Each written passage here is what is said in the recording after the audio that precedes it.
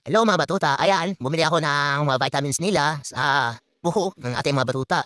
So nagkapera-pera tayo, kaya bumili tayo na ulit ng vitamins nila. Yan ay Emerprix para sa coat nila, para shine ang kanilang coat.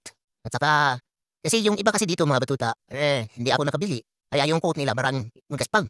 Yan naman, alam niyo naman, LCBT yan, hindi talaga mawawala yan sa ating mga batuta. Kasi yan ay tested na. Tagal ko nang ginagamit yan pang vitamins sa ating mga batuta talaga. Ngayon, inalo ko yan para kung isang buti lang kasi yung pang-coat natin. So, inalo ko sa apat na buti pala yan.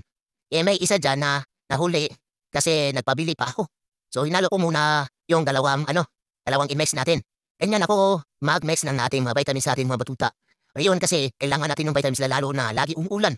Ulan dito. Tapos sila nakakulong lang kasi ayaw ko munang ipalabas sila kasi lagi umuulan. Oh, tingnan isa.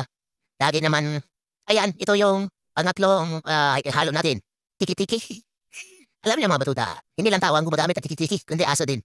Kasi, tested ko na din talaga yan na gumaganda yung pangatawan at basta gumaganda talaga yung katawan ng aking mga batuta.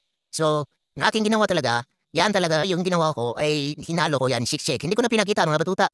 Yan ang mga vitamins ng ating mga batuta. Kulang pa yan kasi kulot. Yan din ang nakaya ng pera ko. Pinakita ko lang sa inyo kung ano mga vitamins ang pinapainom ko sa aking mga batuta. Okay? Hanggang dito lang, bye!